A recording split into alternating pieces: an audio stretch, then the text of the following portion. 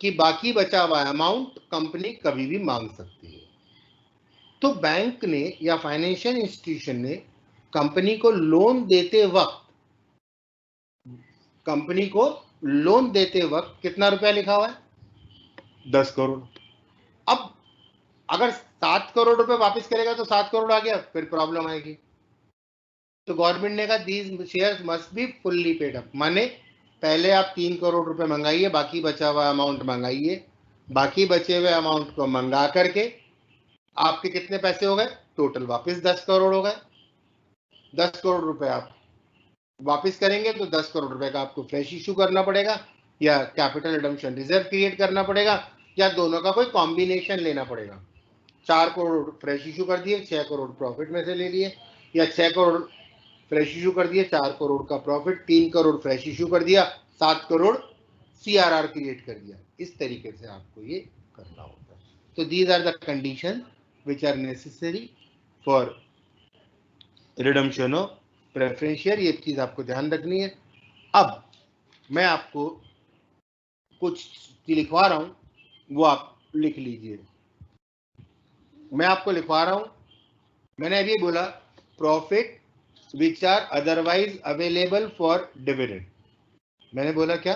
Profit which are otherwise available for dividend, वो आप लिख लीजिए, प्रॉफिट अवेलेबल फॉर डिविडेंड। अब मैं बोलना शुरू कर रहा हूं। प्रॉफिट, आप लिखिए profit otherwise available for dividend, profit otherwise available for dividend.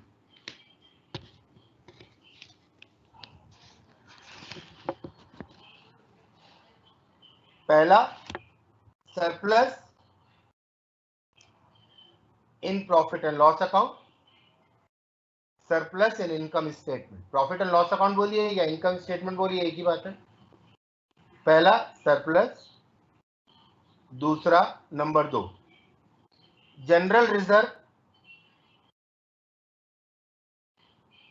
और एनी अदर, जनरल रिजर्व और any other free revenue reserve. यहां पे ये फ्री रेवेन्यू रिजर्व को अंडरलाइन कर लेना, क्योंकि रिजर्व तो कैपिटल रिजर्व भी होता है, उसको नहीं लेना, खाली रेवेन्यू रिजर्व लेना है हमको। अगला, dividend equalisation reserve, dividend equalisation reserve. Number 4, reserve fund. Number 4, reserve fund. Number 5, insurance fund.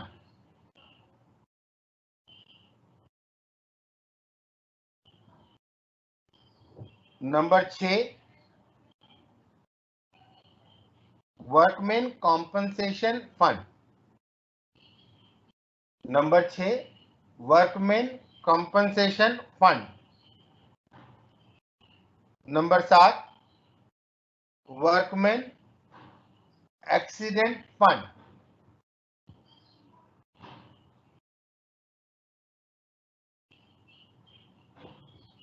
Number 8, contingency reserve.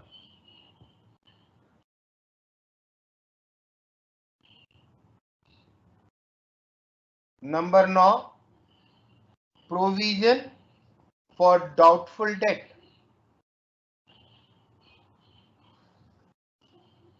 और नंबर 10, प्रोविजन फॉर टैक्सेशन।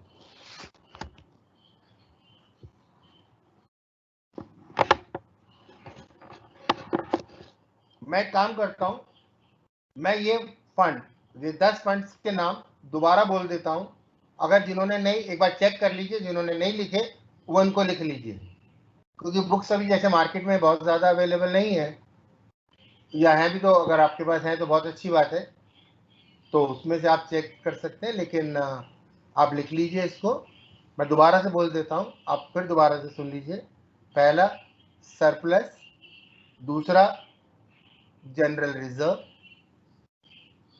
तीसरा dividend equalisation reserve, fourth reserve fund, number 5 insurance fund, number 6 workman compensation reserve fund, number 7 workman accident fund, number 8 contingency reserve, number 9 provision for doubtful debt, number 10 provision for taxation। अब इनमें जो number है 5, 6, 7, 8, 9, 10 कहां से, insurance funds वगैरह से जहां से शुरू होते हैं, इनमें हम सारा फंड इस्तेमाल नहीं कर सकते। अगर इस फंड के अगेंस्ट कोई लायबिलिटी है उसको हम छोड़ देंगे, बाकी का फंड इस्तेमाल कर सकते हैं। जैसे आपने क्लास 12 में पढ़ा हुआ है वर्कमैन कॉम्पनसेशन रिजर्व। अब वर्कमैन कॉम्पनसेशन रिजर्व मान लीजिए 1 लाख रुपए का है। अब 1 लाख रुपए के वर्कमैन कॉम्पनसेशन रिजर्व में से 1 लाख रुपए के वर्कमैन कॉम्पनसेशन रिजर्व में 40,000 की लायबिलिटी है, तो आप 60,000 ही इस्तेमाल कर सकते हैं। इसी तरीके से बाकी फंड में है, तो जिस फंड के अगेंस्ट अगर कोई लायबिलिटी है वो लायबिलिटी आप छोड़ दोगे, उतना अमाउंट आप छोड़ करके बाकी का किस काम के लिए इस्तेमाल कर सकते हैं, capital redemption reserve.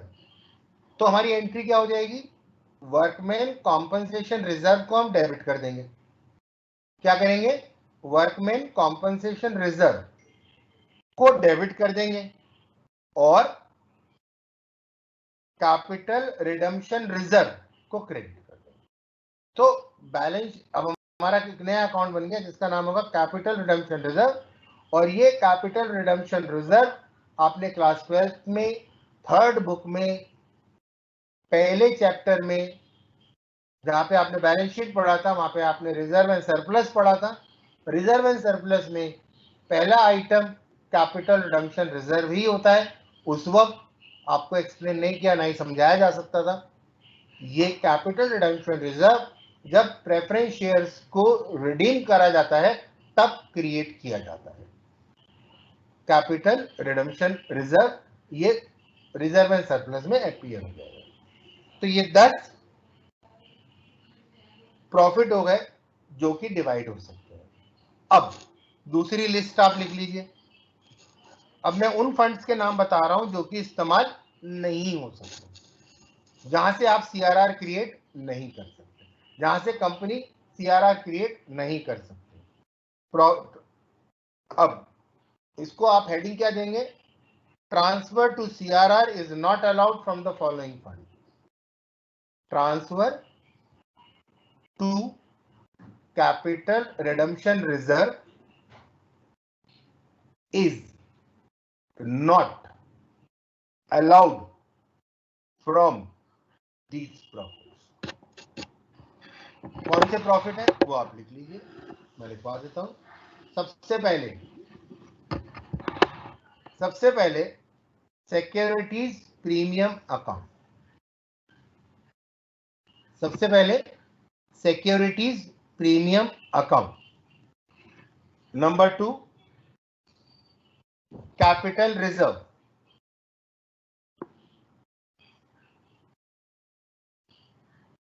Number 2 capital reserve.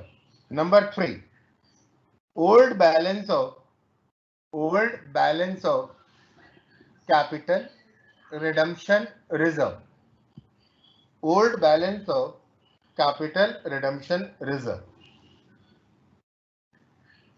Number 4 pre incorporation profit.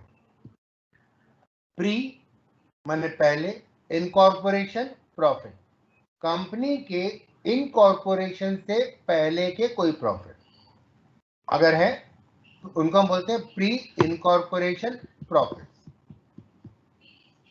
Number 5 share forfeited account. Share forfeited account. Number 6 profit number 6, profit from appreciation, profit from appreciation of fixed asset, profit from appreciation in the value of fixed assets. Next, number 7, profit from sale of fixed asset, profit from sale of fixed asset. Number 8, debenture redemption reserve. Number 9, development rebate reserve. Number 9, development rebate reserve. Number 10, investment allowance reserve. Investment allowance reserve. एक चीज आप ध्यान रखिएगा, ये तो 9 और 10 है, number 9 और नंबर 10, डेवलपमेंट रिबेट रिजर्व और इन्वेस्टमेंट अलाउंस रिजर्व, ये दोनों इनकम टैक्स के हिसाब से कैलकुलेट करे जाते हैं, इनकम टैक्स के प्रोविजंस के अकॉर्डिंगली क्रिएट करे जाते हैं प्रॉफिट में से. तो इनमें दोनों में, डेवलपमेंट रिबेट रिजर्व में और इन्वेस्टमेंट अलाउंस रिजर्व में, अगर कोई लायबिलिटी है, अगर कोई डिक्रीज इन वैल्यू है, तो उसको छोड़ करके जो बाकी का अमाउंट है, जो फ्री है, जिसको आप किसी भी काम के लिए इस्तेमाल कर सकते हैं, जिसके अगेंस्ट कोई लायबिलिटी नहीं है, वो आप यूज कर सकते हैं. तो ये हमारे दो तरीके के फंड हो गए. कौन कौन से? पहला, प्रॉफिट जो आप इस्तेमाल कर सकते हैं, प्रॉफिट जो आप इस्तेमाल नहीं कर सकते. ये हमारा एक मेन काम है जो कि बहुत ही जरूरी था. उसके बाद आगे, अब हम क्या करते हैं, सबसे पहले अब हम यहां पे आगे बढ़ने से पहले मैं आपको जर्नल एंट्री भी सिखा देता हूं. जर्नल एंट्री मैं लिखवा रहा हूं आपको, अब आप जर्नल एंट्री लिखते जाइए एक एक करके, क्योंकि अल्टीमेटली तो हमें जर्नल एंट्री ही बनानी है. तो जर्नल एंट्री अगर हम करेंगे तो क्या करेंगे, सबसे पहले फर्स्ट जर्नल एंट्री आप लिखिए, accounting treatment journal entry. Accounting treatment journal entry. पहला, हमारी पहली कंडीशन थी, this preference share must be fully paid up before redemption. तो हमारी पहली जर्नल एंट्री क्या होगी, for making partly called up share, for making partly called up share as fully called up and paid up preference shares. partly called up shares को final call मंगा करके fully called up and paid up करना. अब हम जानते हैं कि जब फाइनल कॉल मंगाते हैं तो क्या एंट्री होती है, फाइनल कॉल मंगाने की जर्नल एंट्री होती है, preference share final call account debit, preference share final call account debit to preference share capital account. For making final call, preference share final call account debit to preference share capital account.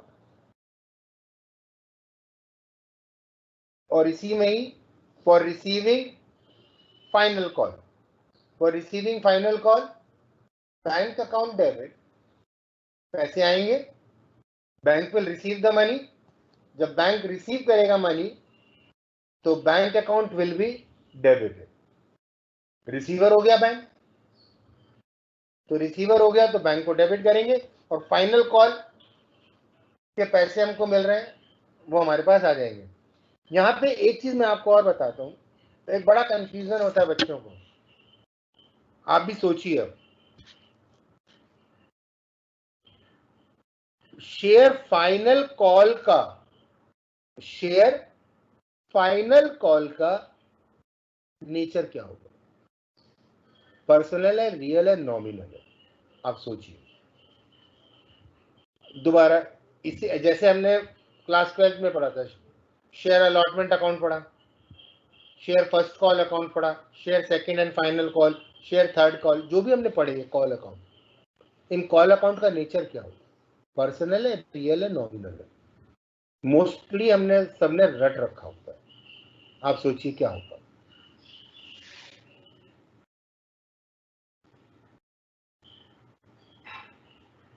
20 second सोचो। Share final call, share allotment, share first call, इनका nature क्या होता है? इनका nature होता है personal account. जब company share holder से पैसे मांगती है तो वो कंपनी के डेटर हो जाते हैं। पैसे मांगे ना, जब पैसे मांगे तो वो कौन हो गए? कंपनी के डेटर हो गए। तो कंपनी ने उनसे पैसे मांगे, अब डेटर हो गए माने एसेट हो गया। तो डेटर जब इंक्रीज होते हैं तो हमेशा डेबिट हो। तो फाइनल कॉल मंगाई, अब वो फाइनल कॉल उन्होंने दे दी, तो जिन लोगों ने, जिन शेयर होल्डर्स ने कॉल दी वो अब गिवर हो गए। जब गिवर हो गए तो उनको क्रेडिट कर दिया, और बैंक में पैसा आ गया तो बैंक रिसीवर हो गया। तो बैंक अकाउंट डेबिट, बैंक को डेबिट कर दिया, bank account debit to preference share final call account. ये हमने काम किया पहला। अब दूसरा, अब एक चीज और है कि कंपनी को प्रेफरेंस शेयर रिडीम करने के लिए, कंपनी को प्रेफरेंस शेयर रिडीम करने के लिए हार्ड कैश की भी जरूरत होगी। बैंक में उतना बैलेंस भी होना चाहिए। अगर कंपनी 100 करोड़ रुपए के प्रेफरेंस शेयर को रिडीम करना चाहती है तो कंपनी के पास 100 करोड़ रुपए का बैलेंस होना भी जरूरी है। बैंक में इतना बैलेंस होना चाहिए क्योंकि इमीडिएटली वापस करना पड़ेगा। अब इतना बैलेंस अगर नहीं है तो कंपनी क्या करेगी? अरेंज करेगी। तो कंपनी अपनी कोई इन्वेस्टमेंट या कोई एसेट बेचेगी तो हम एंट्री करते हैं फॉर सेल ऑफ एसेट। अगर क्वेश्चन में लिखा हुआ है कंपनी ने कोई इन्वेस्टमेंट कर रखा था वो बेच दिया, कोई फिक्स्ड एसेट बेची है, तो उसकी हम एंट्री करेंगे। तो वो एंट्री क्या करेंगे हम?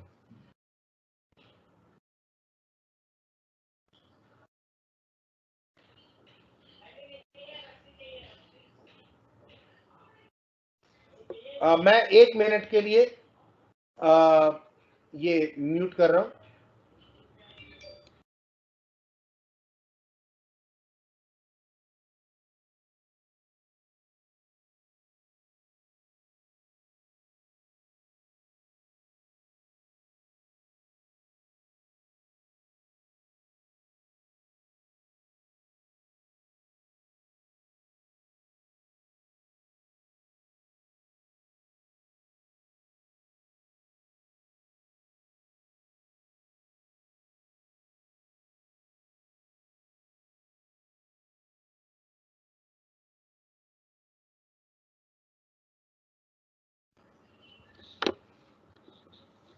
हम स्टार्ट करते हैं अब।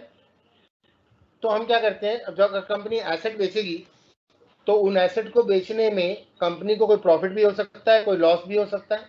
हम यहाँ पे एसेट फिलहाल एज्यूम कर रहे हैं कि वो इन्वेस्टमेंट है, तो इन्वेस्टमेंट बेचेगी तो कंपनी क्या एंट्री करेगी? Sale of investment, sale of investment, bank account debit, sale of investment का एंट्री होगा। इन्वेस्टमेंट बेचेंगे, इन्वेस्टमेंट चले जाएंगे, बैंक में रुपए आएंगे, बैंक अकाउंट डेबिट, अगर लॉस हो गया तो लॉस डेबिट हो जाएगा, bank account debit, profit and loss account debit, bank account debit, profit and loss account debit to investment account. और अगर प्रॉफिट होगा तो bank account debit to investment account to profit and loss account. तो हमारी main entry है bank account debit to investment account, loss हुआ तो profit and loss account debit हो जाएगा, प्रॉफिट हुआ तो profit and loss account credit हो जाएगा। ये हमारा इसमें रहता है। उसके बाद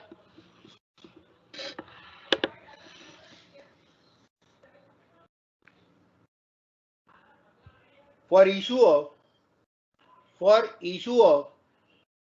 share, for issue of share, अब कंपनी क्या करेगी, शेयर्स को इशू करेगी। अब कंपनी शेयर को इशू करेगी, फ्रेश इशू ऑफ शेयर करेगी, और दूसरा सीआरआर में पैसा ट्रांसफर करेगी। कितना चाहिए, जितना कंपनी को रिडम्पशन करना है। मैंने आपको बताया था अगर कंपनी को 10 करोड़ रुपए की प्रेफरेंस शेयर कैपिटल रिडीम करनी है, कंपनी को अगर 10 करोड़ रुपए की प्रेफरेंस शेयर कैपिटल रिडीम करनी है तो कंपनी के पास 3 ऑप्शन है।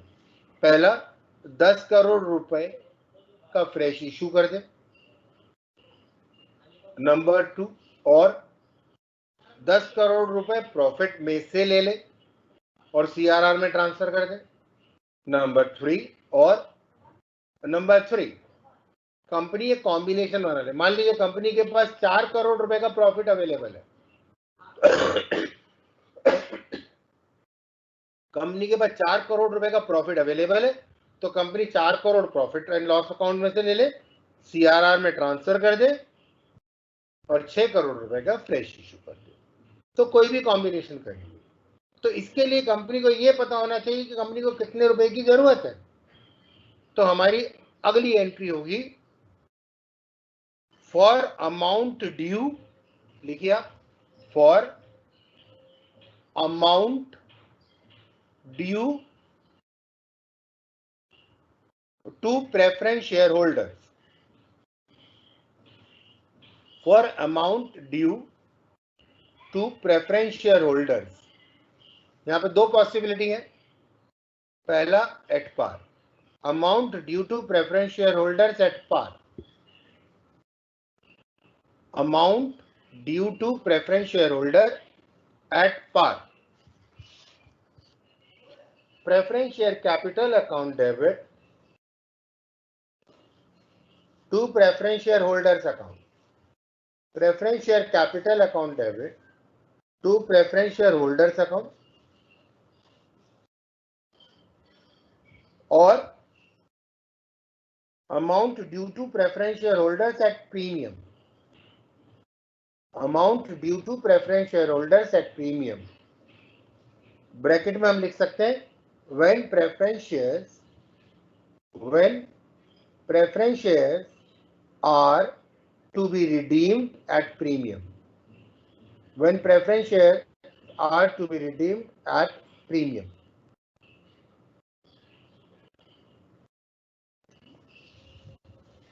Now when preference shares are to be redeemed at premium, तो हम क्या करेंगे, कैपिटल को वापस कर रहे हैं तो कैपिटल को डेबिट कर देंगे। Preference share capital account debit, preference share capital account debit, premium on redemption of preference share account debit, premium on redemption of preference share account debit to preference share holders account, to preference share holders account. अब जो example मैं ले रहा था उसी को वापस लेते हैं। कंपनी को 10 करोड़ रुपीस, कंपनी को 10 करोड़ रुपीस के प्रेफरेंस शेयर्स रिडीम करने हैं, 10% प्रीमियम देना है। 10%, 10 करोड़ रुपए का 10% 1 करोड़ रुपए हो गया। तो कंपनी क्या करेगी? अब preference share capital debit 10 crore, premium on redemption of preference share 1 crore, to preference share holders 11 crore, 11 crore हो गया। अब यहां पर कंपनी को कितने रुपए वापस करने हैं? Face value of preference share to be redeem, face value, nominal value of preference shares to be redeem is 10 crore. अब कंपनी को 10 करोड़ रुपए की जरूरत है। कंपनी को कितने की जरूरत है? 10 करोड़ रुपए की जरूरत है। अब 10 करोड़ रुपए कंपनी क्या करेगी? फ्रेश इशू करेगी या सीआरआर करेगी या दोनों करेगी? तो अब हम एंट्री करते हैं अगली, for fresh issue of shares, for fresh issue of shares. यहां पे एक चीज आपको ध्यान रखनी है, fresh issue of debenture 10 crore के लिए काउंट नहीं होगा। अगर कंपनी ने कोई डिवेंचर इशू करे हैं तो वो डिवेंचर इसके लिए काउंट नहीं होते। यहां पे सिर्फ सिर्फ सिर्फ सिर्फ और सिर्फ कैपिटल काउंट होती है। ये ध्यान रखना पड़ेगा आपको, सिर्फ सिर्फ कैपिटल लेनी है आपको और कुछ नहीं लेना आपको। तो for issue of shares,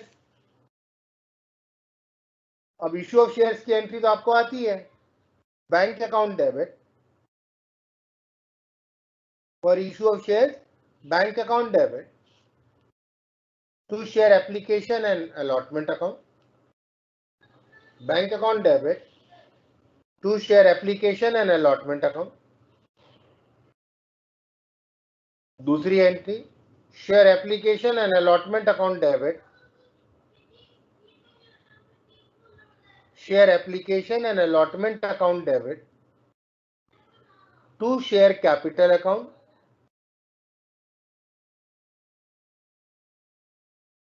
to securities premium account अगर कोई है तो।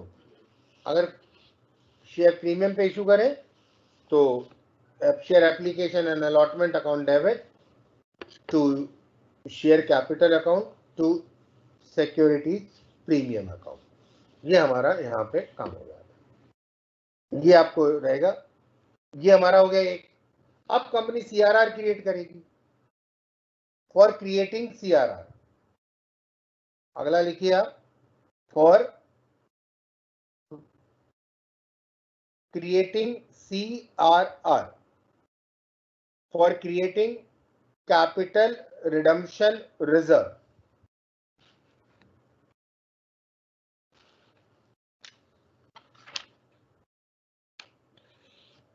उसके लिए एंट्री क्या होगी? हमने 10 प्रॉफिट का नाम लिखा था जो हम इस्तेमाल कर सकते हैं इस काम के लिए। मैंने आपको नाम बताए थे, जैसे surplus account, general reserve account, reserve fund account, workman compensation, provision for taxation, provision for doubtful date वगैरह वगैरह। तो अब आप उसमें से सीआरआर क्रिएट करेंगे। तो जब सीआरआर क्रिएट करेंगे तो क्या एंट्री होगी? सीआरआर क्रिएट करने की एंट्री होगी सरप्लस अकाउंट डेबिट, क्योंकि सरप्लस कम हो जाएगा, surplus account debit any other revenue reserve account debit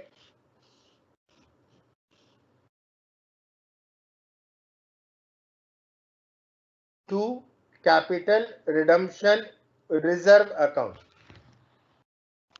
to capital redemption reserve account।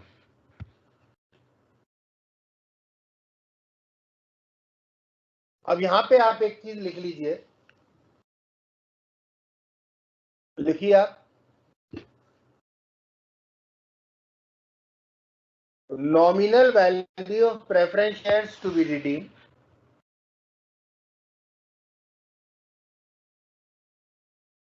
nominal value of preference shares to be redeemed is equal to proceeds from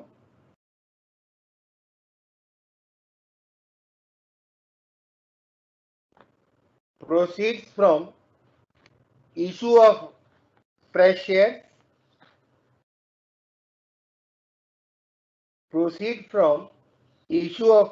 shares, plus capital redemption reserve account, दोनों मिलाकर के plus capital redemption reserve account. तो fresh issue of share और capital redemption reserve मिलाकर के जितना preference share redeem करना उतना इसके बराबर हो जाता है। यहाँ पे प्रोसीड में सिर्फ नॉमिनल वैल्यू लेंगे, दोबारा बोल रहा हूं, यहाँ पर प्रोसीड में सिर्फ नॉमिनल वैल्यू लेंगे। अगर फ्रेश इश्यू प्रीमियम पे किया है तो प्रीमियम का अमाउंट कंसीडर नहीं किया जाता,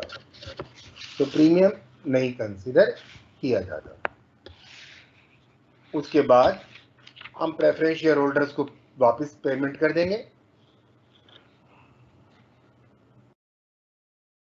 एंट्री होगी for settlement of preference share holder account, preference share holder account debit to bank,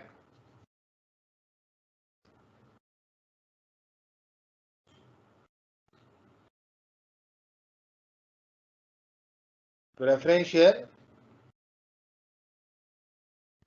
holders account debit to bank account. हमने ऊपर एंट्री करी थी amount due to preference share holders, अब उसको हम यहाँ पे पेमेंट कर देंगे। उसके बाद फॉर राइटिंग ऑफ, अगली entry, for writing of premium on redemption of preference shares, for writing of premium on redemption of preference shares, उसकी एंट्री आप लिखिए securities premium account debit,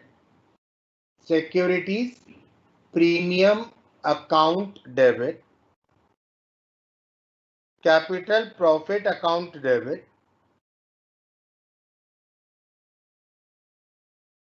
general reserve account debit,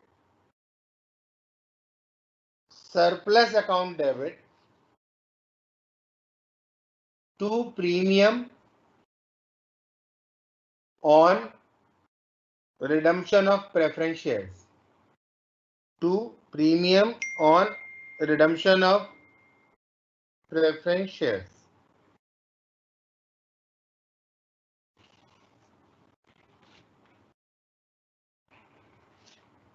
उसके बाद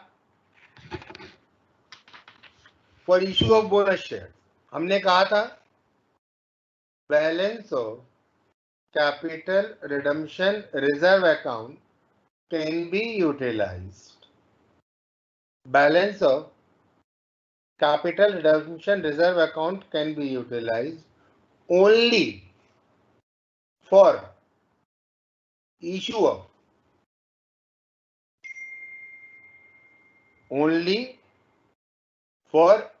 of fully paid bonus shares.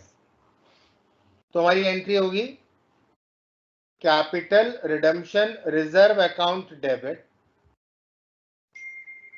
Capital redemption reserve account debit to bonus issue account,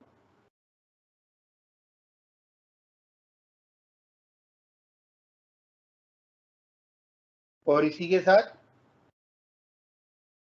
क्या entry लिखी हमने, capital redemption reserve account debit to bonus issue account, और दूसरी bonus issue account debit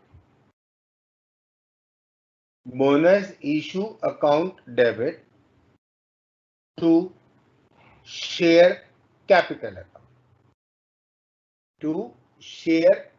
account,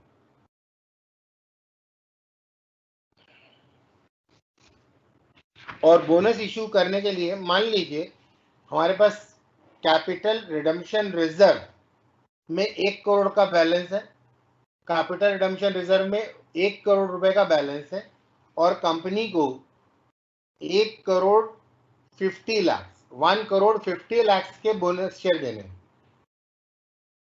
तो 1 करोड़ रुपए तो कैपिटल रिडम्पशन रिजर्व में से ले लेंगे हम, और 50 लाख का अमाउंट कंपनी और 50 लाख का amount company securities premium account या जनरल रिजर्व या प्रॉफिट एंड लॉस जहां भी बैलेंस होगा वहां से यूटिलाइज कर लेंगे।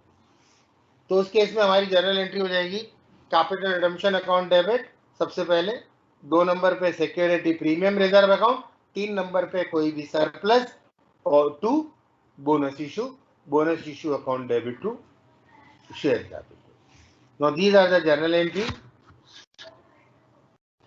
क्योंकि हो सकता है कि आप में से कुछ लोगों को, कुछ स्टूडेंट्स को बोरियत लग रही हो, पर अकाउंटिंग में तो जर्नल एंट्री के अलावा कुछ होता ही नहीं। अकाउंटिंग करने का मतलब आप और मैं सिर्फ बुक कीपिंग कर रहे हैं। आप और मैं क्या कर रहे हैं? सिर्फ बुक कीपिंग कर रहे हैं। बुक कीपिंग का मतलब हम अकाउंटिंग नहीं कर रहे हैं, हम बुक कीपिंग कर रहे हैं। बुक कीपिंग का मतलब ये होता है हमको जर्नल एंट्री बनानी है, हमको कमेंट नहीं करना। हमसे कमेंट थोड़ी ना पूछ रहे हैं, हमसे ये थोड़ी ना पूछ रहे हैं कि रिडेम्पशन ऑफ प्रेफरेंस शेयर अच्छा होता है कि बुरा होता है। ये कोई नहीं पूछ रहा। आपसे पूछा जा रहा है कि रिडेम्पशन ऑफ प्रेफरेंस शेयर है, कंपनी को इतने रुपए के प्रेफरेंस शेयर रिडीम करने, अब आप बताइए क्या क्या जर्नल एंट्री आप करेंगे। तो जर्नल एंट्री ही आपको पास करनी है।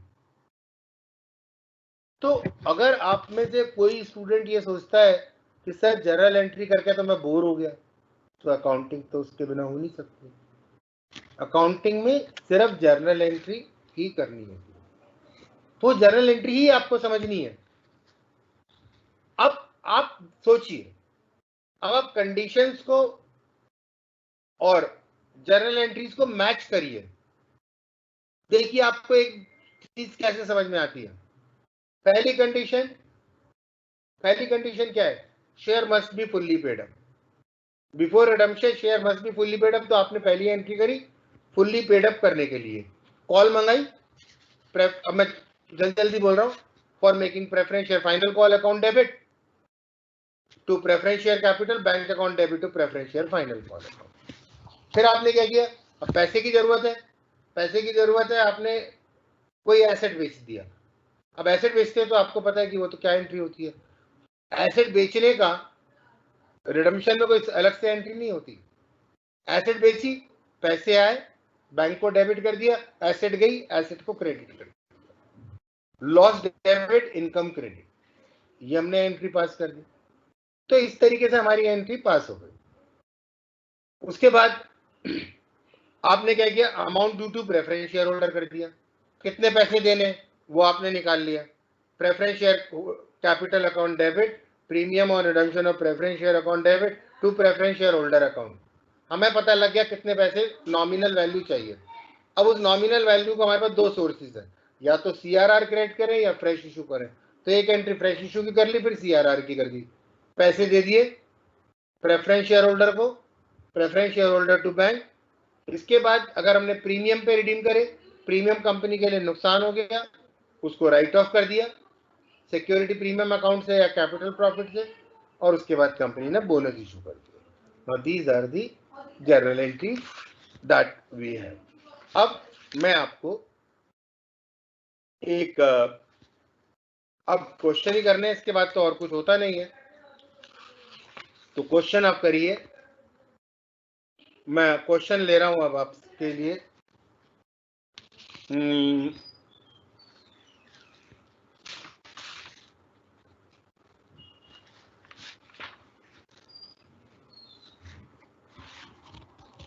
अब कंपनी को प्रेफरेंस शेयर ये इशू रिडीम करने, तो क्वेश्चन हम लेते हैं। मैं आपको क्वेश्चन एक minute, redemption of preference share का मैं क्वेश्चन लेता हूँ। ये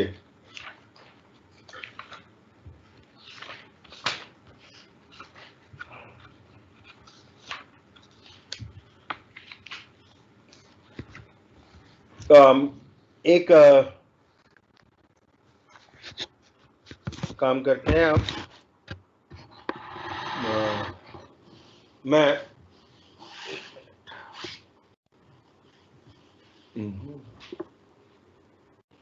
क्वेश्चन मैं आपको अब स्क्रीन पे आपके पास एक देखते हैं।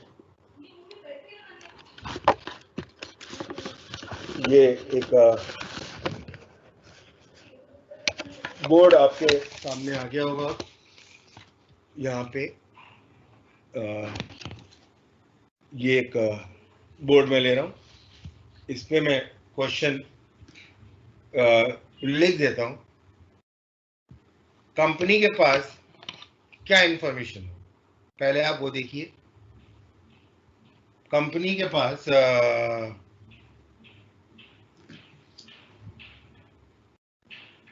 650, मेरा ख्याल है आपको दिख रहा होगा ये। मैंने लिखा 650 प्रेफरेंस शेयर्स ऑफ ₹100। तो ये हो गया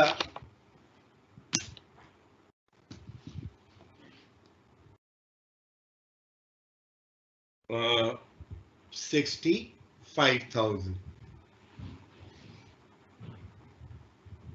कंपनी के पास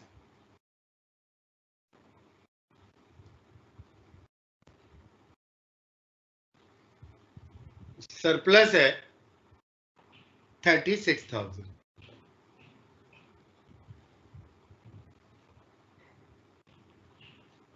ठीक है। अब कंपनी ने रिडम्पशन करना है। अब रिडम्पशन के लिए आप लिखिए to sell all investment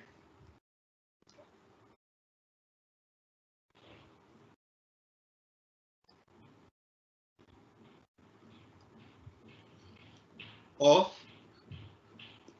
₹18,500 for ₹16,000। कंपनी ने 18,500 के इन्वेस्टमेंट 16,000 में सेल कर दिया।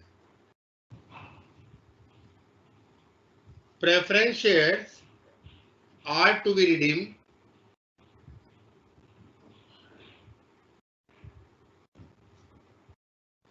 at 7.5% premium.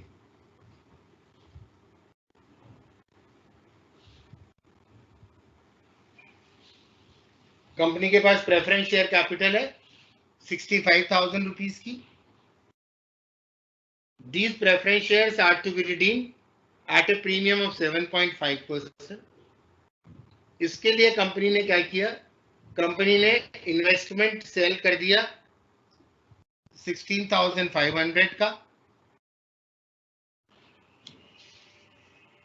और अगला लिखा the company decided to issue sufficient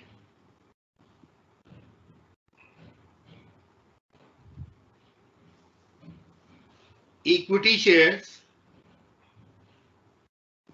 of ₹50 each at a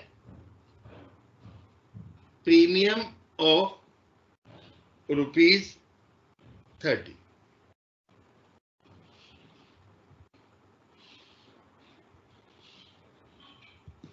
अब आप, ये हमारा क्वेश्चन है। क्वेश्चन क्या है हमारा, आपको मेरा ख्याल है समझ में आ गया होगा। क्वेश्चन है कंपनी को प्रेफरेंस शेयर रिडीम करना है। कंपनी की प्रेफरेंस शेयर कैपिटल है 65,000 रुपीज की। कंपनी के पास 36,000 का सरप्लस अवेलेबल है। कंपनी ने डिसाइड किया कि preference shares are to be redeemed at 7.5% premium. Funds के लिए कंपनी ने इन्वेस्टमेंट बेच दिया। 18,500 का इन्वेस्टमेंट था कंपनी के पास, जो कंपनी ने 16,000 का सेल कर दिया और लिखा टू इश्यू सफिशिएंट कंडीशन। अगला वो क्या है? To issue sufficient equity shares of ₹50 each at a premium of 30।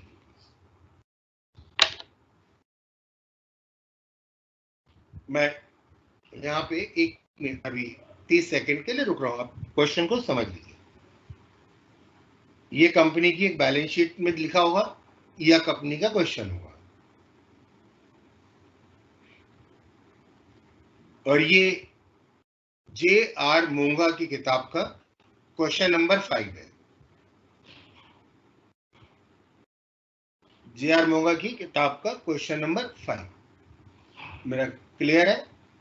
1 minute देख लीजिए। अब 1 मिनट पूरा इसमें आ गया पूरा क्वेश्चन, क्योंकि इसको रब करके मैं आपको अब जर्नल एंट्रीज एक एक करके सिखा देता हूं कैसे हमको पास करने चाहिए। अब so I am starting with next part journal entries का। 1 मिनट। अब इसको मैं रब कर लेता हूं।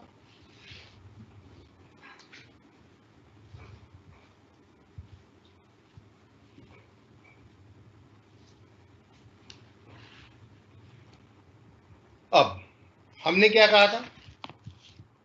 सबसे पहले हमको चेक करना है। अब क्वेश्चन को सॉल्व करेंगे। आप क्वेश्चन को सॉल्व करने के लिए रटना कहीं भी नहीं है। अब आपको एंट्रीज का सीक्वेंस खुद पता होना चाहिए। एंट्रीज का सीक्वेंस खुद पता होना चाहिए। पहला, शेयर्स को फुल्ली पेड अप करना है। दूसरा, इन्वेस्टमेंट या एसेट को बेचना है। तीसरा, अमाउंट ड्यू करना है। फोर्थ, फ्रेश इश्यू या सीआरआर में से एक एंट्री जो दे रखा हो पहले वो करोगे। अगर फ्रेश इशू दे रखा है तो पहले फ्रेश इशू की, फिर सीआरआर की, और सीआरआर दे रखा है तो पहले सीआरआर की, बाद में फ्रेश इशू की। उसके बाद अमाउंट पे कर दोगे। अमाउंट पे करने के बाद प्रीमियम को राइट ऑफ करोगे, और अगर क्वेश्चन में है तो बोनस इशू की एंट्री करोगे। अब यहाँ पे क्वेश्चन में हमने नोट किया कि 650 प्रेफरेंस शेयर थे और फुल्ली पेड अप थे, तो कोई दिक्कत थी नहीं, हमारे पास काम हो गया, हमारा शेयर्स फुल्ली हो गए। अब हम पहली एंट्री करते हैं। पहली एंट्री किस लिए होगी? For sale of investment.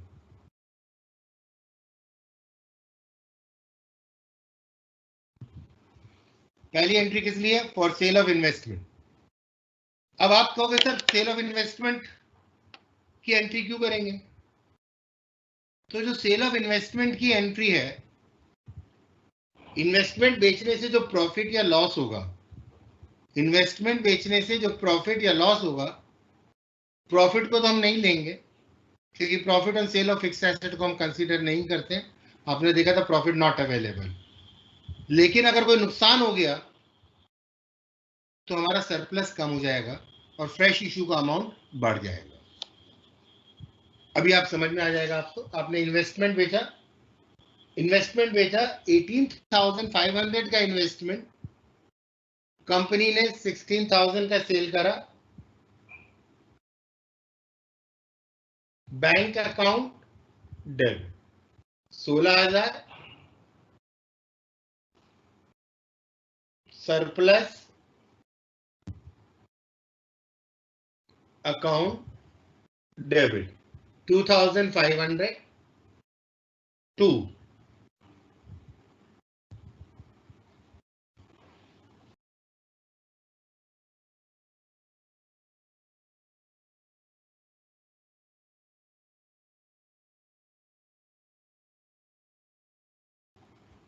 Investment account 18,500।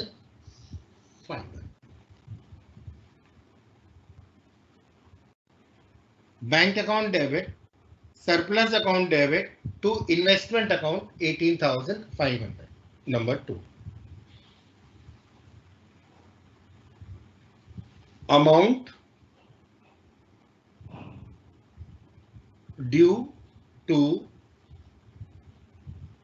preference share holders.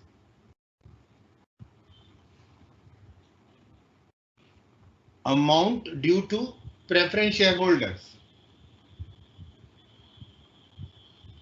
Preference share capital account debit.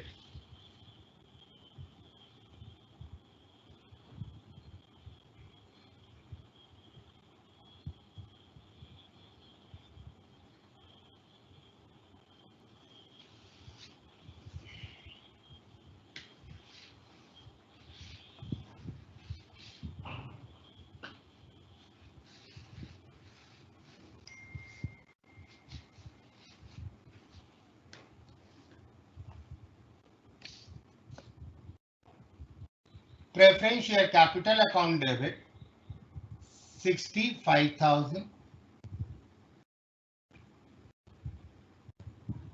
Premium on redemption of preference share debit.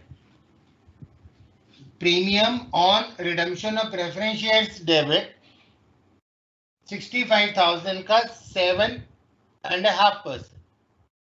7.5% हो गया 4875 to preference shareholders account 69,875.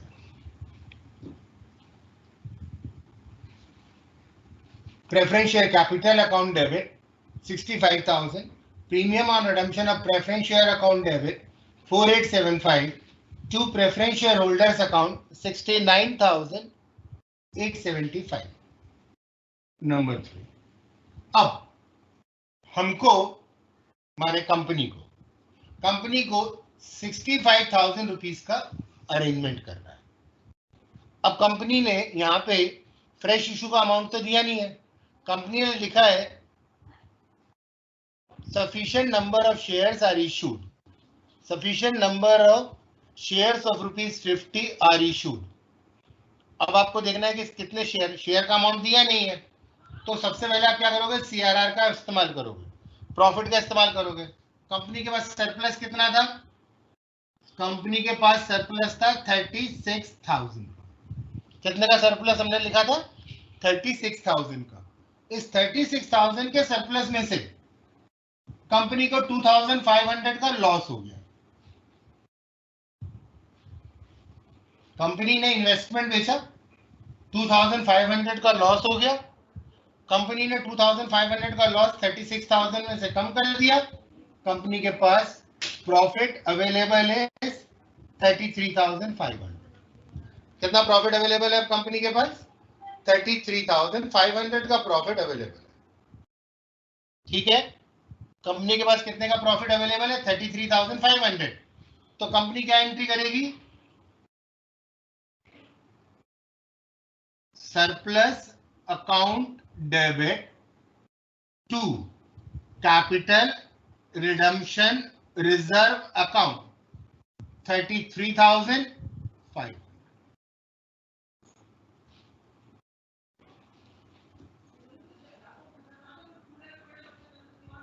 Clear हो गया? कंपनी ने surplus account debit to CRR कितने से create किया? 33,500 से. अब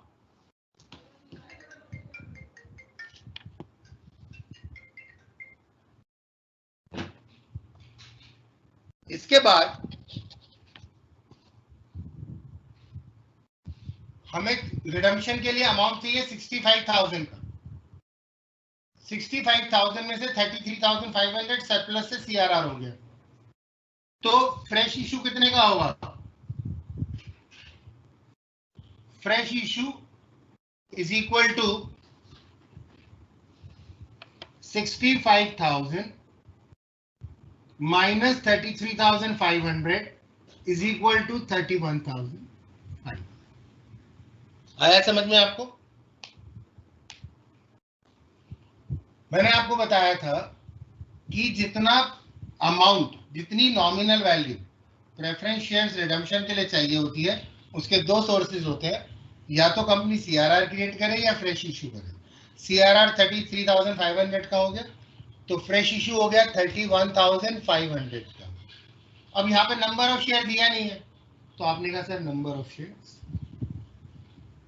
कितने हो गए? 31,500 डिवाइडेड बाय 50, 5 6 30, 5 3 630 शेयर्स। कितने रुपए प्रीमियम थे? 13 रुपए। तो ये हो गए एट द रेट ऑफ 63। 50 रुपए का शेयर, 13 रुपए प्रीमियम पे, ये हो गया हमारा। तो अब एंट्री क्या हो गई? Bank account debit to equity share application and allotment 630 into 63, 69,000 नहीं, एक मिनट, 39,000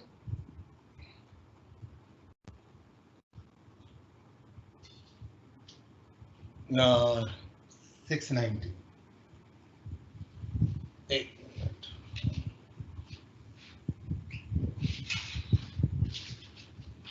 630 into 63,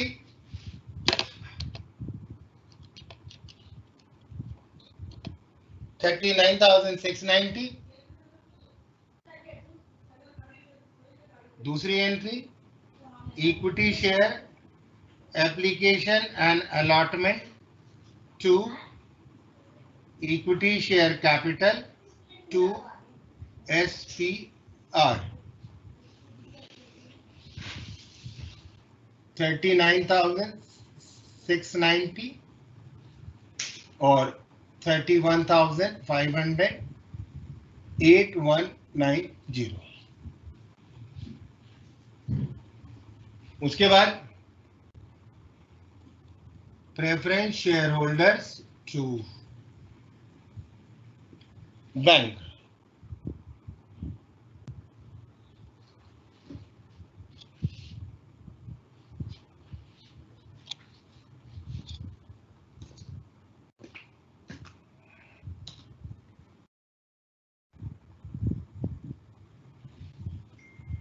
$69,875 और next entry premium write off करने के लिए securities premium reserve to premium on redemption of preference shares 487।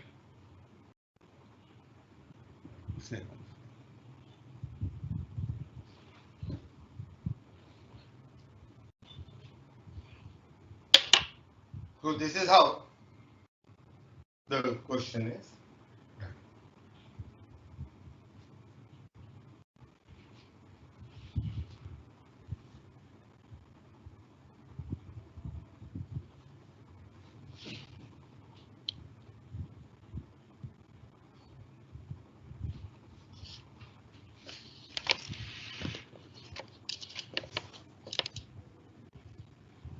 इसमें सारा आ गया।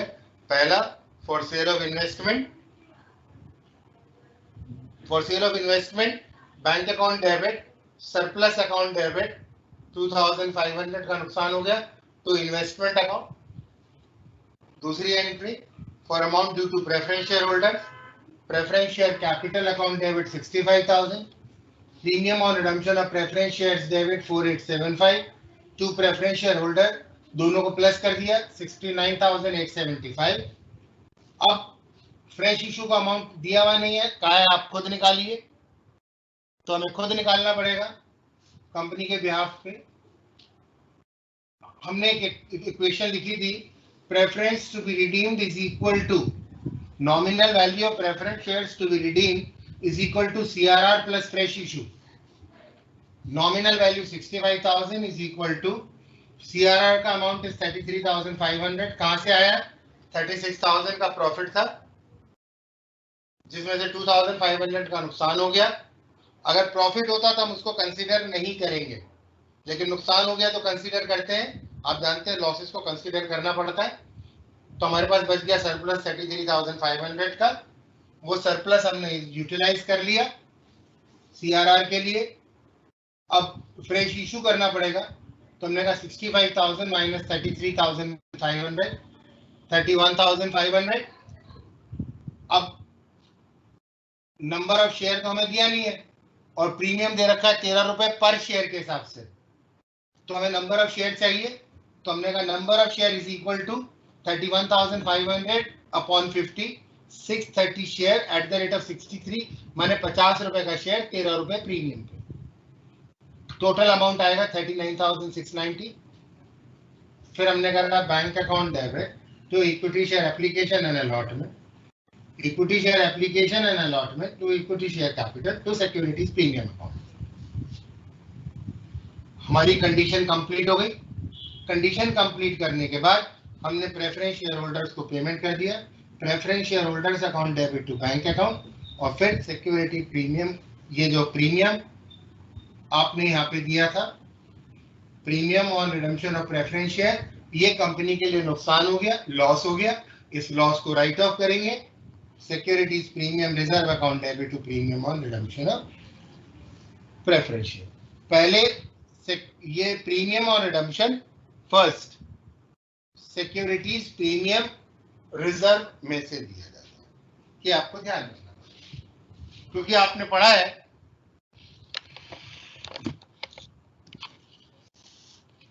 है, कि सिक्योरिटी प्रीमियम रिजर्व के 5 स्पेसिफिक यूजेस होते हैं, और उनमें पहला है फुल्ली पेड बोनस इशू करना बायबैक के लिए, उनमें एक और to write off preliminary expenses, और उनमें था to write off to provide for premium on redemption of preference share and debenture.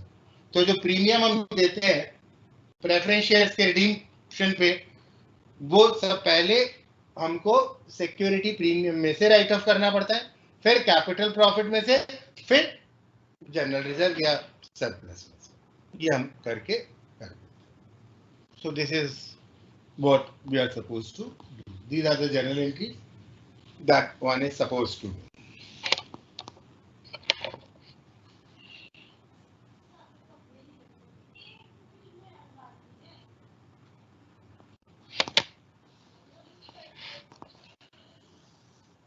अब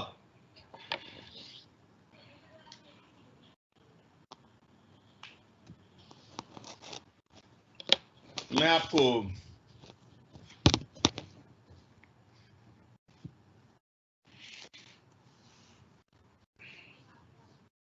एक और क्वेश्चन लिखवा रहा हूं, आप लिखिए, क्योंकि अकाउंट्स में तो मेनली क्वेश्चन ही करने, और जब तक आप क्वेश्चन नहीं करेंगे आपको समझ में भी नहीं आएगा। और एक चीज आप ध्यान रखिएगा, पहले यूनिट में 3 पार्ट है। पहला issue and forfeiture of share, दूसरा रिडम्पशन ऑफ प्रेफरेंस शेयर, और तीसरा डिवेंचर्स। अब इनमें से इशू ऑफ शेयर्स आपको आता है, अगर आपका फीडबैक अगर आएगा कि मेरे को कराना है तो मैं करा भी दूंगा, दोबारा से एक बार रिवाइज करा दूंगा। और हमारे पास जो नए टॉपिक है उनमें रिडम्पशन ऑफ प्रेफरेंस शेयर और डिवेंचर थोड़ा टफ होता है, तो रिडम्पशन ऑफ प्रेफरेंस शेयर और बायबैक, ये 2 आप कर लीजिए। दोनों में से आपको एक क्वेश्चन मिलता ही है, इशू ऑफ शेयर्स का क्वेश्चन मिल जाएगा या रिडम्पशन ऑफ प्रेफरेंस शेयर्स का क्वेश्चन मिलेगा, तो ये आपको करना होगा। आसान क्वेश्चन होता है, आप आराम से कर सकते हैं।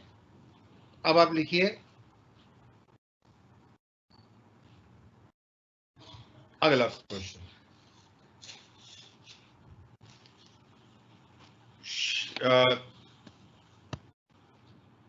मैं बोलना शुरू कर रहा हूं।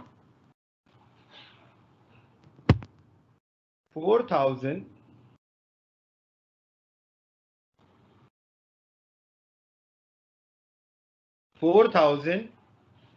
8% preference share capital of 100 each, fully paid up. 4,000 8% preference share capital of 100 each.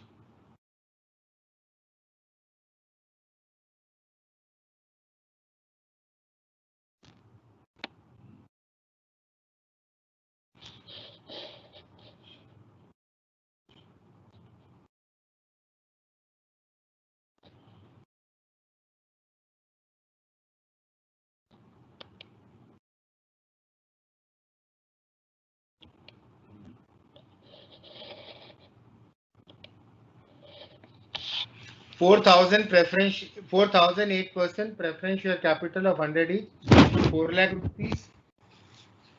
3,000 9% preference share capital of 100 each, comma 80 paid up. 3,000 9% preference share capital of 100 each, rupees 80 paid up, 2,40,000. Reserve and surplus में securities premium reserve 50,000, securities premium reserve 50,000, revenue reserve 5 lakh.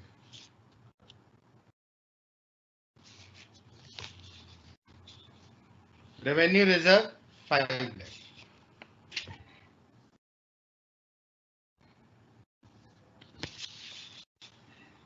आगे लिखिए. It was decided to redeem both the classes of preference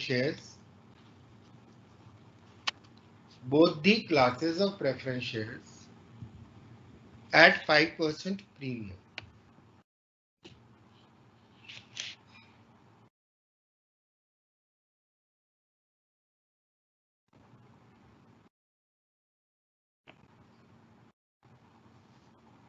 The company issued for cash.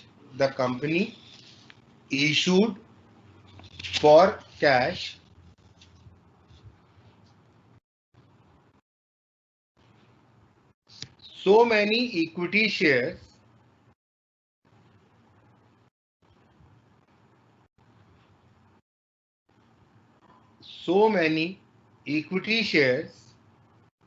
of rupees 10 each,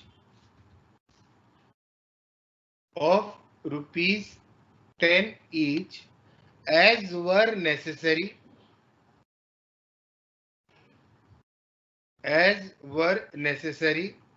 to provide for redemption of both classes of preference shares.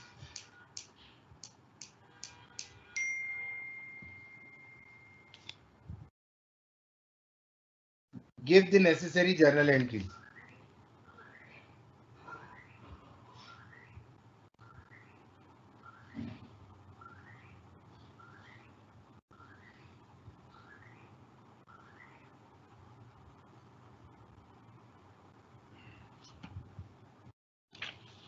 Past journal entry. अब यहां पे question में क्या है, company के पास 4 लाख के एक shares हैं, 4,000 शेयर, 3,000 शेयर है जिनमें 80 रुपए पेड अप है, called up and paid up. Company के पास सिक्योरिटी प्रीमियम रिजर्व 50,000 का है, रेवेन्यू रिजर्व 5 लाख रुपए का है.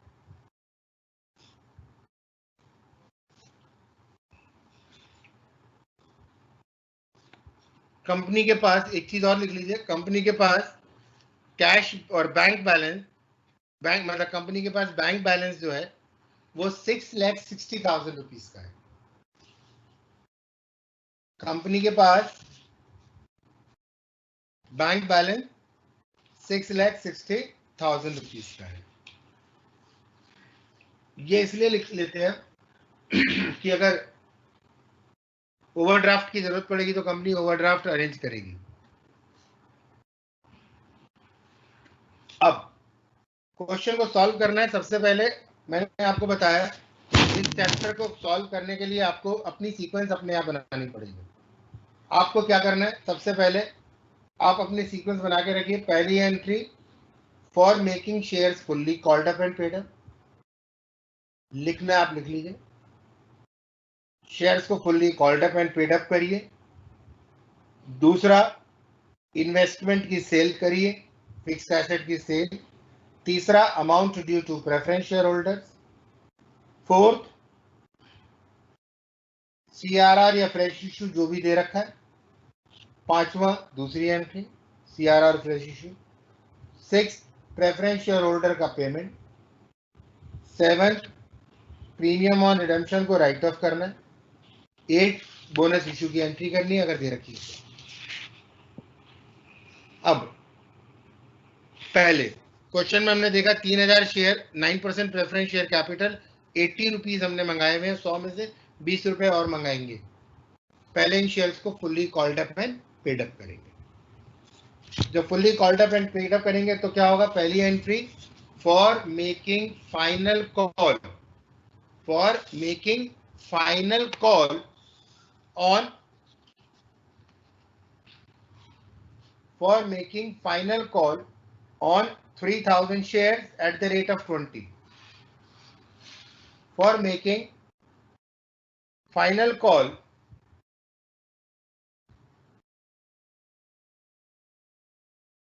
on 3000 shares at the rate of 20।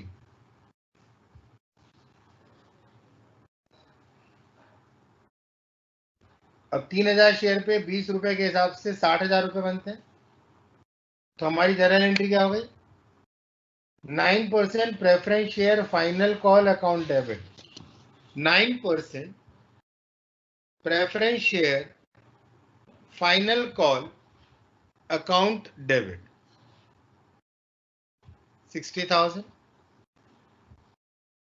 to 9% preference share capital account 60,000।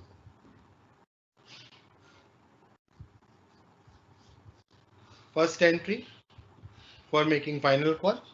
Second entry, for receiving final call money, for receiving final call money, bank account debit,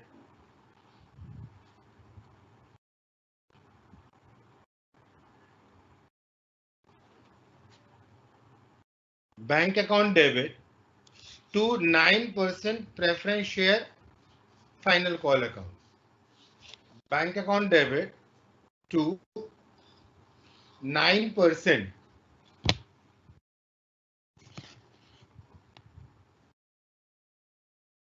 preference share final call 60,000 rupees receive कर लिया हमने।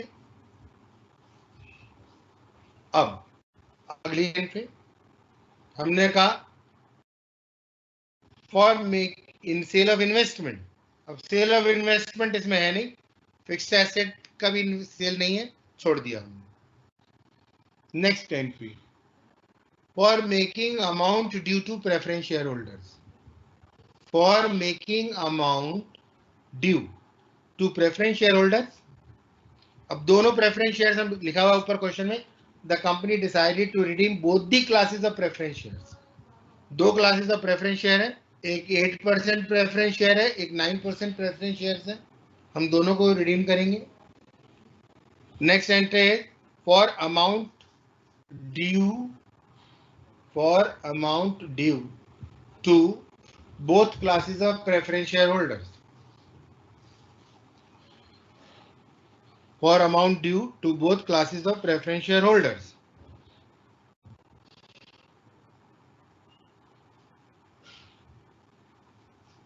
Eight percent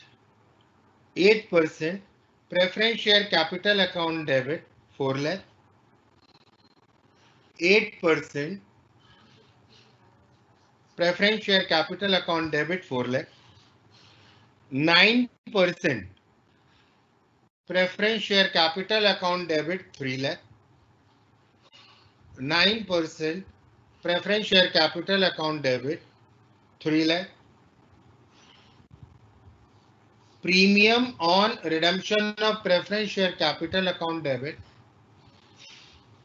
Premium on redemption of preference share capital account debit 35,000.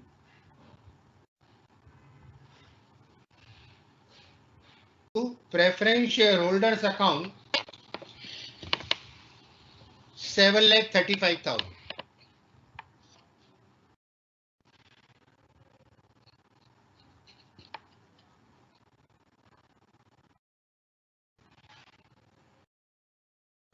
इस entry को दोबारा repeat करते हैं. 8% preference share capital account debit 4 lakh. 9% preference share capital account debit 3 lakh. अब ये 2,40,000 ऑलरेडी दिया हुआ था 80 पेडअप के हिसाब से. 60,000 रुपए हमने कॉल कर लिया, हमारे पास टोटल 3 लाख रुपए आ गया, तो 3 लाख रुपए हमने डेबिट कर दिया. To preference share holder premium बीच में और ले लिया हमने 35,000. To preference share holder 7,35,000. अब हमको क्या करना है, फ्रेश इशू या सीआरआर. हमें फ्रेश इशू दिया नहीं है, अब सीआरआर कितना ले सकते हैं हम. तो यहाँ पे प्रॉफिट हमको दिया हुआ था 5 लाख रुपए का, कोई नुकसान हुआ नहीं है, तो वो प्रॉफिट हमने पूरा इस्तेमाल कर लिया.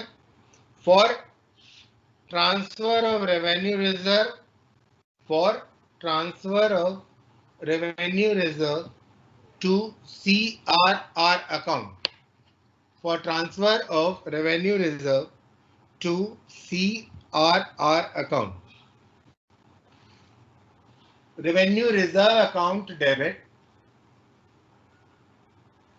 revenue reserve account debit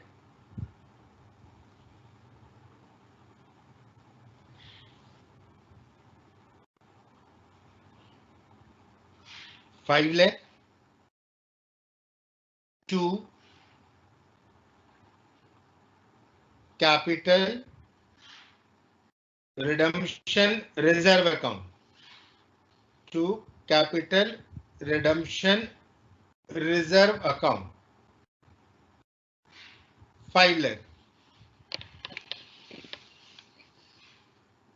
अब यहां पर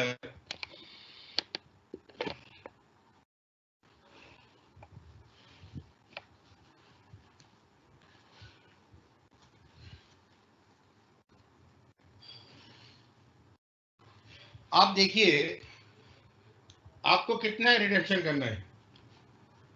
फेस वैल्यू कितने की है, 7 लाख. अब सीआरआर कितना हो गया, 5 लाख. तो फ्रेश इशू कितने का बचा,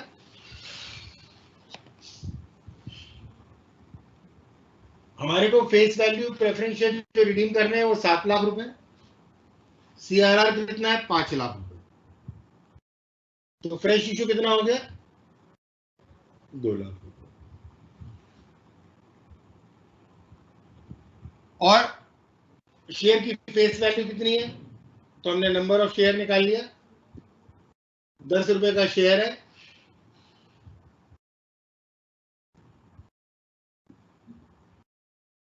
20,000 शेयर आपको इशू करने पड़ेंगे. कितने शेयर इशू करने हैं, 20,000 शेयर कंपनी को इशू करने पड़ेंगे. तो 20,000 शेयर हम इशू करेंगे, तो हमारी अगली एंट्री होगी for issue of shares. For issue of shares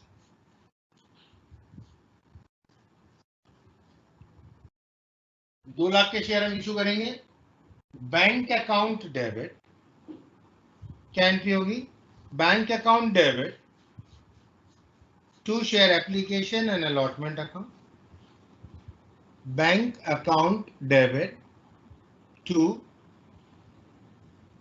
share application and allotment account. 2 lakh रुपए, प्रीमियम है नहीं। और फिर share application and allotment account debit, share application and allotment account debit to share capital account,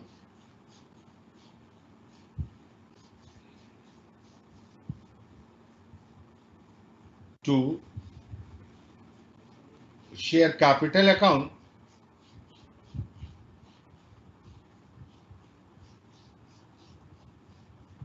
₹2 lakh.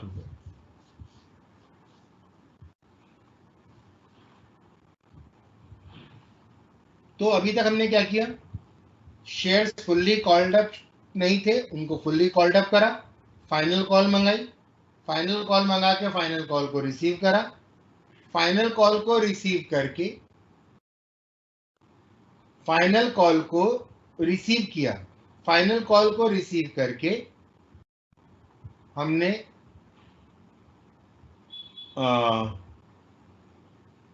Amount due to preference share holder कर दिया।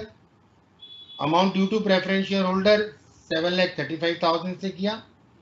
उसके बाद हमें लिखा हुआ था कि आप प्रॉफिट को इस्तेमाल करिए, फ्रेश इशू का अमाउंट नहीं दे रखा था, तो हमने प्रॉफिट को यूटिलाइज कर दिया, सीआरआर में ट्रांसफर कर दिया 5 लाख रुपए, 7 लाख टोटल रिडम्पशन है। यहाँ पे ध्यान रखना है कि प्रीमियम को हम कंसीडर नहीं करते। हमारी इक्वेशन है nominal value of preference shares to be redeem, nominal value of preference shares to be redeem is equal to CRR plus fresh issue.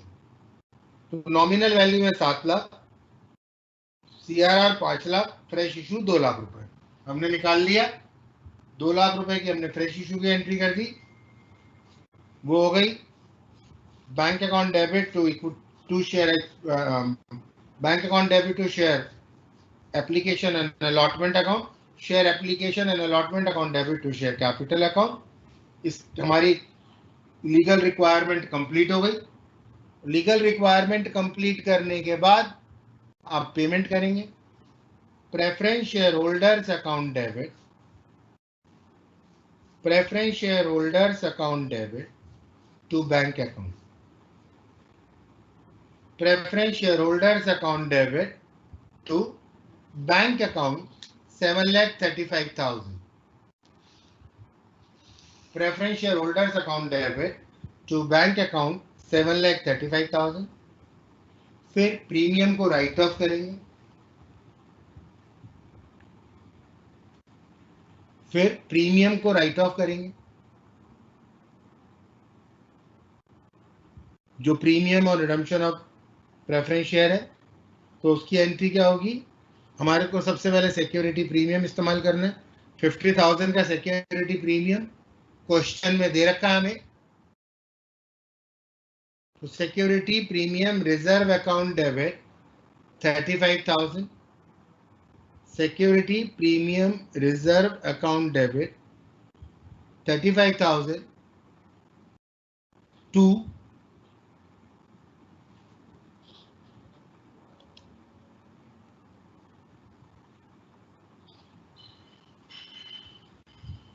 premium on redemption of preference shares, to premium on redemption of preference shares 35,000। तो इस तरीके से हमारा ये question complete हुआ।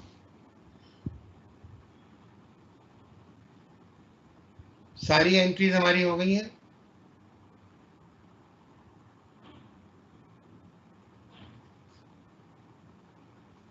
तो हमको ये ध्यान रखना पड़ेगा, कोई भी क्वेश्चन हम करते हैं उसमें अब सारी एंट्रीज हमको करनी है। मैं फिर दोबारा से रिपीट कर रहा हूं, पहली बार बार मैं ये चैप्टर करने के लिए एक ही चीज हमें ध्यान रखनी है, क्या, कि हमें अपनी सीक्वेंस खुद बनानी है। पहला फाइनल कॉल मंगाने की, दूसरा सेल ऑफ इन्वेस्टमेंट या एसेट करने की, तीसरा अमाउंट ड्यू करने की, चौथा सीआरआर या फ्रेश इशू पांचवा फ्रेश इश्यू या सीआरआर, छठा पेमेंट, सातवां राइट ऑफ करना प्रीमियम ऑन रिडम्पशन को। 8। अब आप एक और चीज लिखिए इसी क्वेश्चन में। क्वेश्चन में आप लिखिए जहां पे आपने लिखा था इक्विटी शेयर कैपिटल, जहां पे आपने प्रेफरेंस शेयर कैपिटल लिखे थे दोनों तरीके के, आप लिखे the company had 1 lakh equity share of 10 each. The company had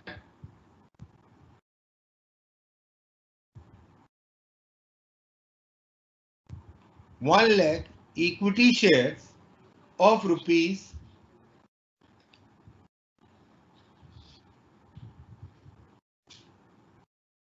10 each, 10 lakh रुपए की शेयर कैपिटल। क्वेश्चन में लिखा हुआ है the company decided,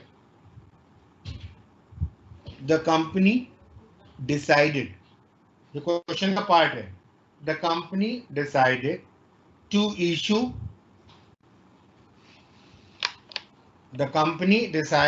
to issue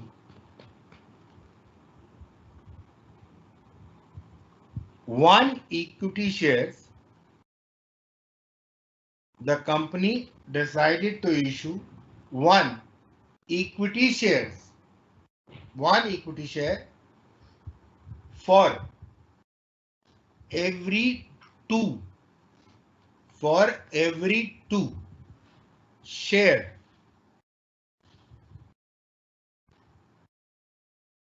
before issue of fresh shares.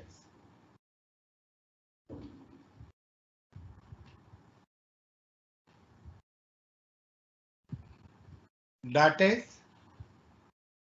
bonus shares are not to be issued to the new shareholder. Bonus shares are not issued to new shareholders. तो company ने क्या decide करा, पुराने share holder जो कि 1 lakh share है, 1 lakh share, 2 share के बदले में 1 शेयर कंपनी ने बोनस दे दिया।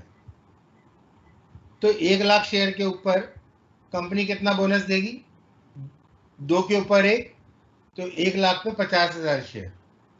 50,000 शेयर, 1 शेयर कितने का है, 1 शेयर है 10 रुपए का, तो 50,000 शेयर 5 लाख रुपए के हो गए। हमारी journal entry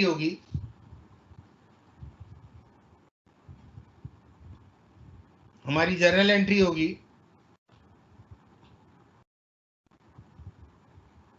capital redemption reserve account debit, capital redemption reserve account debit 5 lakh to bonus issue account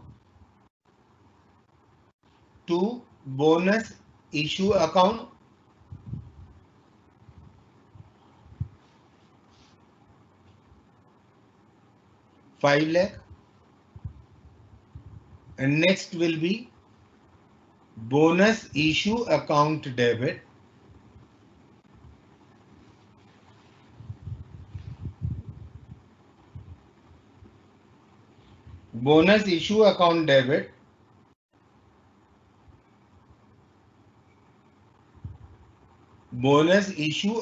debit to share capital, to equity share capital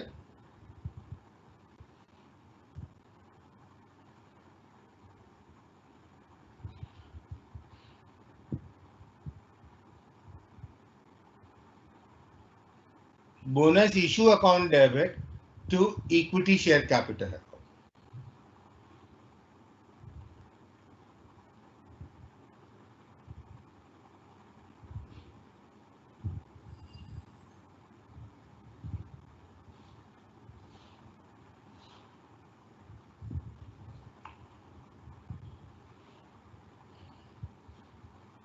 Bonus issue account debit to equity share capital account. This is how redemption of preference share is to be done. These are the simple problems, and if you have any query, then you can put on this.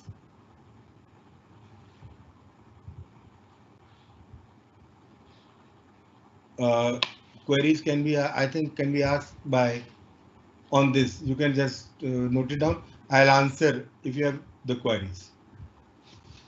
इतना करा दिया, इसके आगे कराने से पहले आपके जो जो डाउट्स है वो क्लियर करने पड़ेंगे.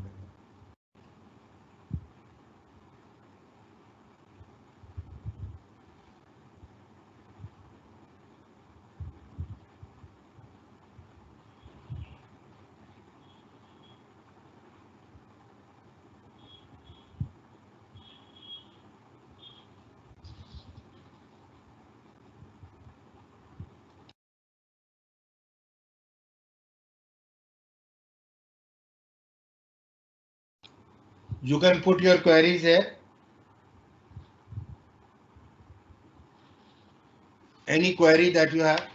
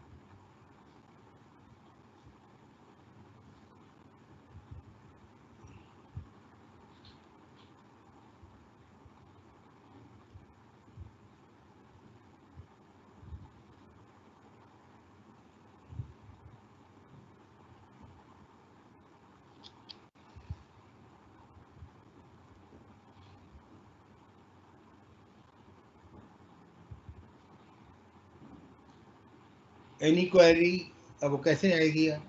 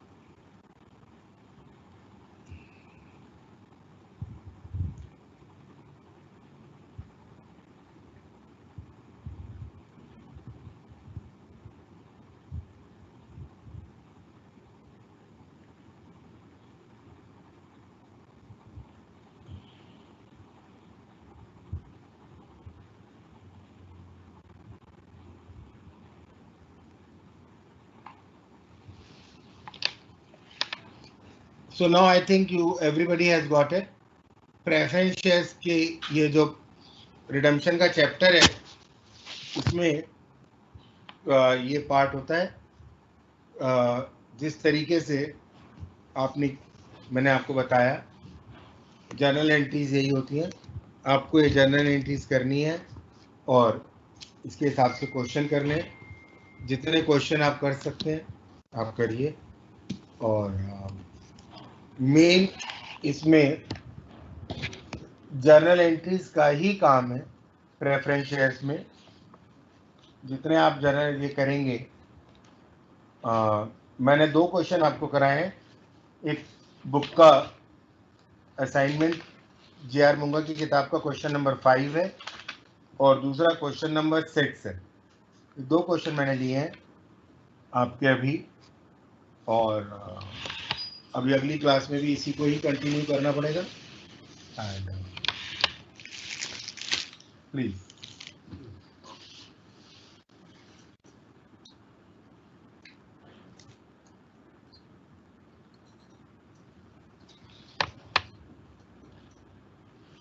So we are ending the class now. Please, आज की क्लास हम यहीं पे एंड कर रहे हैं.